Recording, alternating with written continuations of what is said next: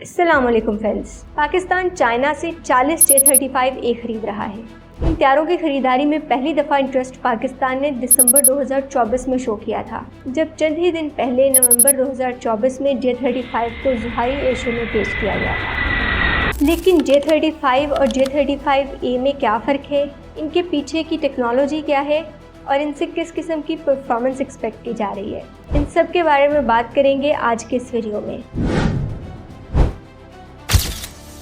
दोस्तों, J-35 China की Shenyang aircraft corporation SSC ने बनाया है, जो कि 2012 में पेश किए गए FC-31 का एक अपग्रेडेड वर्जन है।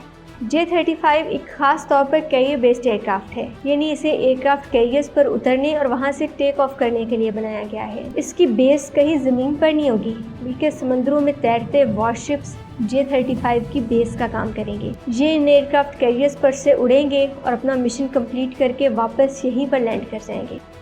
लेकिन J-35A इससे थोड़ा डिफरेंट है, क्योंकि ये एयरक्राफ्ट कैरियर से नहीं बल्कि ज़मीन से उड़ने के लिए बनाया गया है और यही J-35A पाकिस्तान खरीद रहा है, जो कि एक्सपेक्टेड है कि 2026 के शुरू में पाकिस्तान को मिल जाएंगे। दोस्तों, किसी भी एयरक्राफ्ट का पावर हाउस उसका इंजन होता है और J-35 के पास 2 इंजन मौजूद हैं।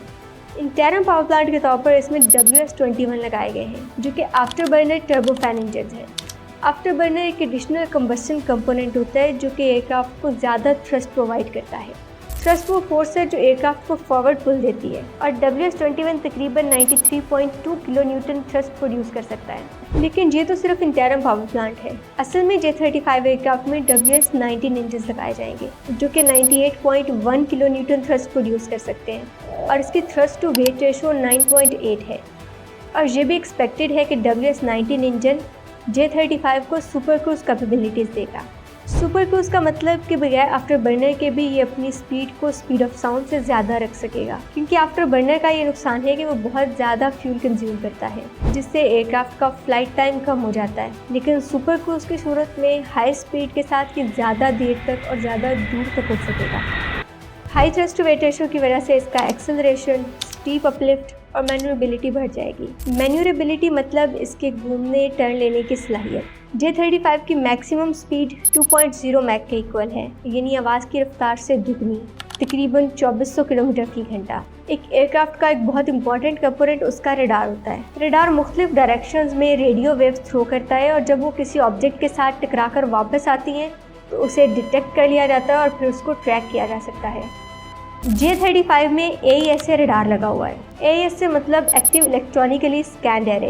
ये रडार अपने एंटीना को घुमाए बगैर मुख्तलिफ डायरेक्शंस में रेडियो वेव्स थ्रो कर सकता है और फिर एक खास टेक्निक चिपिंग का इस्तेमाल करते हुए कंटिन्यूसली अपनी फ्रीक्वेंसीज और बैंडविड्थ को चेंज भी कर सकता है, जिससे दुश्मन के लिए इस रडार को जैम करना बहुत मुश्किल हो जाएगा। इसके अलावा AESA रडार मल्टीपल टारगेट्स को एक ही टाइम के ऊपर ट्रैक भी कर सकता है, लेकिन ये रडार तो है दुश्मन को डिटेक्ट और ट्रैक करने के लिए।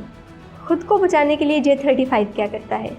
दोस्तों, J-35 एक 5th generation stealth fighter jet है, यानी इसको स्पेसिफिकली डिज़ाइन ही रडार से बचने के लिए किया गया है।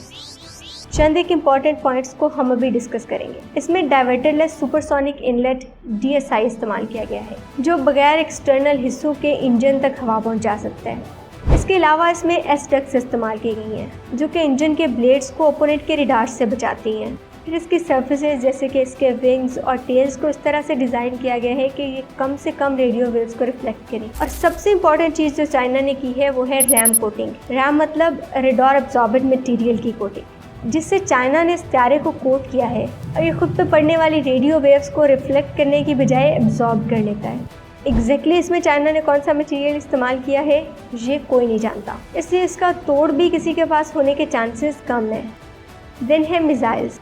तकरीबन 8000 टन का पेलोड J-35 लेके जा सकता है। J-35 में एक इंटरनल बे बना हुआ है, जिसमें 6 मिसाइल रखे जा सकते हैं और इसमें 6 ही एक्सटर्नल हार्ड पॉइंट्स हैं, जो कि तकरीबन 6000 टन का पेलोड ले जा सकते हैं।